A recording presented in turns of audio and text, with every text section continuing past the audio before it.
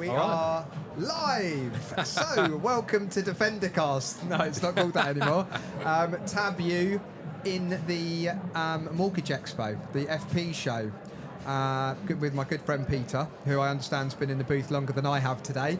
I've done a few rounds. Yes. I've done a few rounds. Good. Met some of the team, so yeah, it's been good. So I'm going to ask you some questions hopefully you haven't been asked. But firstly, I'm keen to hear from a brokerage point of view, because I believe that's what you do. That is exactly what we do. Yep. How's the market? Do you What's know going what? on out there? So for those that don't know, we deal in both regulated and unregulated. So we do residential mortgages for first-time buyers, all the way through to people who are invested in property, who need bridging, etc. Yeah. And it's been, I would say it's been a little bit inconsistent because we've had, a bit of a boom towards the beginning of the year with resi stuff. Yeah. And then that sort of tapered off with the budget coming up. But what we are finding is that the unregulated space seems to be going quite well. I think that's a lot of what the room here is doing today. When I look around the room, there's very few sort of banks doing regulated mortgages, and lots more of we're doing bridging loans for these types of properties and those types of properties. What about regulated bridging? Because that's not something TAB covers. Is that an area you think we should be looking at? If you can get into that space, I can't recommend it enough. Yeah. I mean, there's definitely a shortage of lenders providing regulated bridging. Interesting. And it is a real problem solver for a lot of people buying properties. So we work with a lot of estate agents, and we often find that a transaction may fall through. It's approached an exchange of contracts. The buyers lost their buyer through one reason or another, but they still want to buy the onward purchase. So a regulated bridge is like the number one solution in that circumstance. Yeah, super interesting. Yeah. I mean, how much do you know about TAB's products? Not enough, I don't think, if you're going to test me right now on the spot. I won't test you, I'll just tell you a bit about it, because we work very, very closely together, so there's no secret there. But I guess one of my things is that if you don't tell people in enough detail, then how are they supposed to know? So I'll just fire some questions tell me about the 5-year mortgage products, because that's like your new thing, isn't it? Yeah, so 5-year interest-only mortgages, and what we say is same borrower, same broker, same property. Because first and foremost, we've done what we do for a very long time. So we're not trying to reinvent the wheel. We don't need to obtain loads of new skills. What we're saying is if we're lending to a limited company on the first charge for a shop and uppers on the high street, whether you take a 1-year bridging loan or a 5-year mortgage, we should be able to do the same job in the same period of time. What we... basically, the way that I look at it is if that property doesn't have income, then you can have up to 2 years on a bridging loan. But if that same property has income, either before or during the term, then we can flip you into a mortgage. So your pricing comes down, and you can service monthly. And as long as the property produces enough rental income, whether it's commercial or residential, then we can do 5 years interest only. And the idea is that it's more sustainable. The reason it's all green here rather than orange is because we're still very ESG conscious as well. So we think it's super important that people invest in their properties, they improve their properties with lighting, heating, infrastructure and all those things. And those are the type of borrowers that we want to lean into. I love that. And we want to make those properties more, we want more sustainable borrowers to have a more sustainable option than a bridging loan. So we do loans from 100,000 to 5 million per property. Our sweet spot is probably 250,000 to 2.5 million. So we don't want to build a book of 5 million only mortgages, but similarly we are capable of doing more than just 250,000. And we like working with borrowers and brokers that we've got a relationship with. So these sorts of events are about meeting new people and spreading the word. And what I also want us to keep a lot of focus on is looking after the people that know who we are. So if you've picked up the phone before, you've got terms, or you've submitted an app, or you've done a completion, those are the people that we should be not ignoring and telling them what we do. And it's been really good. I mean, I obviously run the business. I'm the CEO of TAB, and my focus is to learn from every deal and every interaction and try and improve it. So I'm not sitting here saying we've cracked it, we've got the greatest product in history and everybody should be using us. I'm saying, well, why does it not fit? What is it about this product that you don't like? Because then I can take that away, and with enough data, which we're extremely hot on, I can then start to iterate the product and come back to those clients and say, right, I know it was annoying that we couldn't do this type of property for some reason, but guess what? Now we can. I mean, I'll tell you what, obviously we work in the same building, same offices, and something that strikes me, whenever I see you guys, it's always about technology. Yeah. You know, you're heavily focused on, you know, AI, not being left behind, and, you know, doing the jobs that actually, if that can be taken away so you guys can focus your attentions on other things, I think it's hugely important, and it enables you to work so fast and quickly. Yeah, look, I'd love to talk more about it, and I probably don't do often enough, but I think firstly, people get confused between AI and automation. Automation means you give me something and it will pre-populate the platform, and that just saves a human having to do it. So it means we can do more, and hopefully we can do them with less mistakes, because the reality is when you're punching stuff in and you're copying it from one place to another, there's mistakes, there's human error, autocorrect, the full stops, whatever it may be. So what we're trying to do first and foremost is automate as much as we can. So we don't want to replace people, but we want our people to be spending their time doing the most high value items, things they're good at. And but speaking to brokers as well, I mean, you're not really going to have an AI holding the conversation. They need to be in the background doing the techie stuff, so you guys can be speaking. A few little things that we've introduced in the last couple of weeks. If you phone the office now, the platform, your call comes through the platform, and we'll know that it's Peter calling from Loop. So straight away we can say, hey Pete, how's it going? And then I can see all your cases, I can see all your inquiries. So it's just a better service for a broker. And if you email an inquiry in, or you text, or you WhatsApp, we can pre-populate the platform so that we know who sent it at what time, how quickly we got back to you. And I'm super hot on the data side of it, because I think people assume they know what's going on in their business, and actually when you can actually see, the data doesn't lie. So we say we do deals in 4 weeks, but if the data says you actually do deals in 44 days, you actually do deals in 44 days. And where are we getting stuck? Is it inquiries to terms to apps, apps to completion? So I know as the CEO where to focus my time and attention. I grew up in this industry when I had to wait till the end of till the middle of next month to find out what my loan book was at the end of last month, and now I can pull up Power BI on my phone, and I can see today how many meetings we've done, how many inquiries, how many completions, how many redemptions. Well, I did see you on your phone before we sat down going through it. I was just messaging my missus back. But when it comes to AI, once you start to automate stuff, and once the data's in the platform, then we can use AI to spot trends, to write reports, and then what we're really trying to build is what I would describe as a black box that can learn from all the decisions that we've made, and then help us to say, based on what I've seen before, you would normally do historic this. Data, And then what we need to do is we need to keep going back with feedback. We need to train the model and say, no, you got that wrong because this is wrong and that's wrong. So it does take time. It's not just like, oh, let's switch the AI switch on. That'd be nice, wouldn't it? And then the exciting part, which we don't talk enough about, is we're building a feedback loop.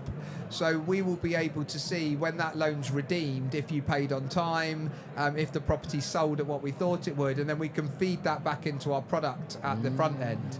So what we might say is, actually, care homes, for example, have done way better than we thought we would, and maybe we should be more comfortable doing these types of care homes in these types of locations. Because historically they're more risky, aren't they? Based on data we've got, and you can also plug in third-party data.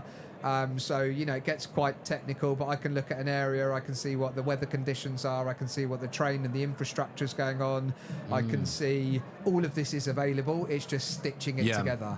So that when a broker phones and says, I've got a 4,000 square foot warehouse in Devon that is going to be used for this, then the computer's already saying, okay, well that would be good, because we've done some of these recently, and we think that would be okay at, say, 60% loan to value. And then we will keep our best people who are experienced, and they will intervene and say, let me sense check this. And it's the same thing that we do now. We don't have any one person goes out and issues terms, because we want to make sure that if we issue terms, we can deliver. I mean, we're a bit old school in that if we shake hands on a deal, we want to find a way to make it work. And I think there is a huge opportunity. So yeah, we've raised a lot of money to do exactly this. It's to support our existing brokers, to make our products cheaper, and to make the process much quicker, more seamless. And the 5-year mortgage product is a really big growth area for us, because it means we can support 10 times more people. And the size of the commercial mortgage market is literally 10 times the size of bridging loans. Bridging loans is 5 billion a year. That's how many bridging loans get written every year, and commercial mortgages is 50 billion a year. Wow. So it means there are brokers in this room who don't do bridging loans, never have done, never will do, but they do commercial mortgages. And I would almost reclassify it for these purposes as investment mortgages, because if it's resi, if it's commercial, if it's a shop, an uppers, or it's an HMO, or it's an office, you know, if you're buying it for investment, if it's not your own home or your own office, which we do separately, my big drive is to fuel the high street. I think the high street, up and down the country, all the high streets have been neglected. You've got bridging lenders by the hundreds clamouring over, 0.77, 0.76 a month, but then somebody buys something, adds value, gets a tenant, and then you've got 4 or 5 banks to choose from, and it's slow and it's painful. So we want to do mortgages at bridging speed. And as I said, we're learning on the job, and we want to improve as much as we can. Well, I initially come across you guys from actually taking products, advising your products to my own clients. And it was interesting. I sat down with Sophie earlier on, and one thing that I just love about TAB is that it's the relationships. So like, you have lenders that have business development managers. It's their job to go and build these relationships. But I just feel different with TAB. Like, the relationships I have with you guys, it does feel personable. Like you said, picking up the phone, you've already got my details, and we'll sort of have a little catch up from where we last left off. I think we do care about these things, and also I do think it comes back to culture. I know you would have seen the email that I sent at the beginning of the week, but I think culture isn't just what you write on the wall. You know, one of our core values is to be personal. But either you can just have that as one of your strap lines, or you can convince everyone that being more personal yields better results, creates better relationships. And I think I look at all of our core values, and I'm trying to make them part of who we are. So whether you're in sales or finance or collections or tech or wherever you are in the business, it should be important to you that every interaction matters. Because if Sophie goes out and builds good relationships, and she's done an incredible job at doing that, but then deals land on someone's desk, an underwriter's desk, and you're not allowed to speak to them, or they don't have the time of day view, that, you know, all the hard work that Sophie's done breaks down. And it's not easy, I can promise you, from my point of view, and that's why I'm banging on about it all day, every day. I genuinely care, and it's been nice for me being here today, because I've got to see and shake hands with people that I've been in this business for 20 years. So I think people know genuinely that's what I'm about. And I want to, we've got grand ambitions, and I believe that these things matter. You're definitely making a statement here today. I mean, the stand here is literally blowing my mind. I mean, I've been to a lot of these events. I've never seen a live podcast thing. I mean, it's just classic Duncan being innovative and pushing the boundaries and just doing stuff that's a little bit out there and taking a risk. Interesting story, because when I first came back into the industry, I was already doing a podcast at the time. It was called Defendercast, and that's why I said Defendercast at the beginning. And then I got a call at the time from Bridging and Commercial, or the FP show, and they said, "Oh, do you want to bring your podcast to the event?" So it was Defendercast, sponsored by TAB and Bridging and Commercial. And that was 2019, and we did a similar sort of thing. Well ahead of my time.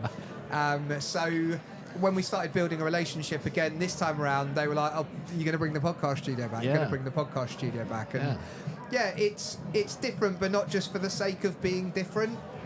It's actually, even you and I haven't had a chance to sit down and have a one-on-one catch-up. But seeing and then some content comes out of it, and we're not just making coffees or giving bananas away or whatever else it is to try and get 5 minutes. It's again that personal, that deep and meaningful conversation that's trying to use these things to play out our values. I love it. I think it's a great idea. I mean, I'm definitely going to steal it one day when we're doing it, when we've got enough money. I mean, it ain't cheap. You sent me a message the other day saying, look, we got our banner. No, I didn't want to say, okay, wait till you see what I'm up to. I'll be a bit quiet about the old banner.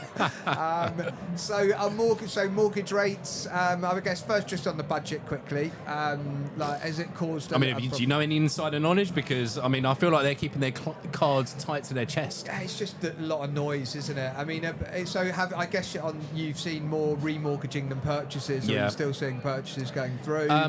Well, like I touched on, we're seeing that the unregulated side booming more than the regulated side. So estate agents are a little bit quieter than usual, but we are sort of thinking it's probably because people are sitting on their hands for the budget.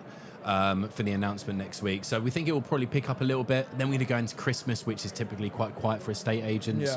Will there be a bit of a mad rush of people trying to get things done? Yeah, I think so. Yeah, I mean, your guess is as good as mine. We need to see what happens in the budget, right? I mean, that's probably going to dictate what the next few months are going to look like. But I'm going to remain optimistic. I think, people are always going to need to buy homes, and the agents that we do work with are at top of their game, and they provide a really good service, and we are for agents who might be looking for a good mortgage broker, why should they consider using you? Oh, they should absolutely consider us, because ultimately for everyone that doesn't know, Lewis, my brother, and I set up the business a few years ago, and the idea is that we just want to service estate agents and provide them with a fully integrated mortgage services within their business. You might be thinking, well, why do estate agents need that? Well, actually, it's hugely important, because if you're an estate agent and you're selling someone's home, you need to be able to understand the buyer and their finances. Now, these guys aren't qualified. So you're saying you're screening them, you're qualifying people to make sure... 100%.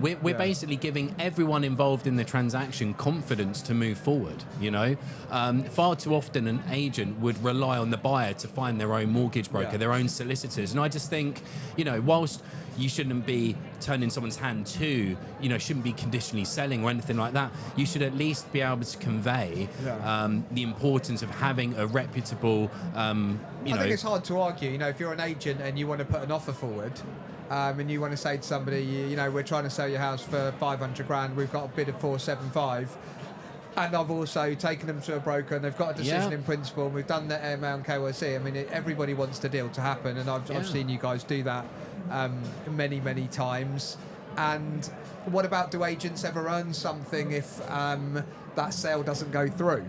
So it does that, It's a good question, because the short answer is yes. Like, if someone was to view a property through one agent, and then they decided to buy another property elsewhere, but the agent introduced that prospective buyer to us at that stage, then we would pay commission on the premise that we've arranged their mortgage, even if it wasn't from the agent who has introduced the business. So on that basis, I guess agents should just be recommending you everyone who registers with them, because there's loads of people. For everyone that actually buys a property, there must be 10 or 100 who don't. And this is the secret sauce, right? You ready for this? Yeah. So let's say in 5 years' time, that person decides, I want to sell my house.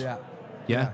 Better speak to my mortgage broker, see how much we can borrow. Yeah. Okay, maybe we're having this conversation around their remortgage. And we say, okay, well, are you going to get your house? I'm like, yeah, okay. Well, who are we going to put them in touch with? We're going to put them in touch with the estate agent that introduced us to the business. So it's actually an opportunity, long game, for agents to get market appraisals. Yeah, I think it's so important as well. Like you just touched on the long game. It's obviously important to pound the streets and generate new business, but also to build that trust. And to be able to have this reciprocal relationship where you give me a client and I give them back to you, I think is super, super important. 100%. And the other question I was going to ask you is what's the makeup of the team? Does everybody do the same thing? How many people are actually... who have you got? Yeah, so you've seen our team has grown. We're still a relatively small business. I still consider us to be like a start-up. But make no mistake, because there's sort of like 10 of us all hands on deck, we are able to provide a lot of flexibility. I'll quickly run through the team. Yes, so please. we've I'm just got taking photos. Don't worry. take as many as you like. So we've got me and Lewis who are heading up the team. So me and Lewis are the co-directors of LOUPE, the finance company. We've got Anthony, who's a brilliant broker. He does more on the regulated side. He also specialises, he has like a niche of expats. One of our introducers, Hoxtons, who you've got a fantastic relationship with, they have a lot of expat clients who we service for those guys. Shout out to Hoxton if you're watching this. Great guys over there doing bits. I actually spoke to him yesterday actually with a really nice introduction for one of their clients. Brilliant. We've also got Sim. Sim's one of the newer brokers on the team. Great pedigree on the specialist side of things. So yeah, he's hugely knowledgeable. I didn't realise how young he is. I mean, like if you speak to him, he's got a big beard. You know, he's a bit sort of edgy or whatever, but he's great. I mean, he's far ahead of where I was at least when I was his age. So shout out to Sim. We've got a few other brokers like Alex, one of our self-employed brokers who's sort of running his own business. He's doing really well, servicing a few agents around sort of the Watford area.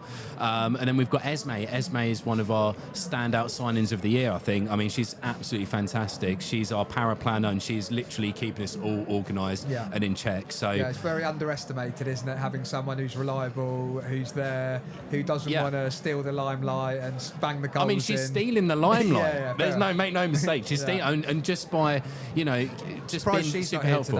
Well, I mean, she's in the office doing. I should probably be in the office now. I've been here far too long. But no, like the team is, we are growing. Sounds like you've got a lot of bases covered. We've got a lot of bases covered, and that's because we cover a lot of bases. I mean, we do everything from anything property finance related, so first-time buyers all the way through to a seasoned property investor. So, no, things are going well. A lot of big plans next year, and yeah, I guess watch this space. Amazing. Good to catch up. Yeah, good. And, it's been good, yeah. Sounds like you're doing a good job. You too. And you can fuck off now.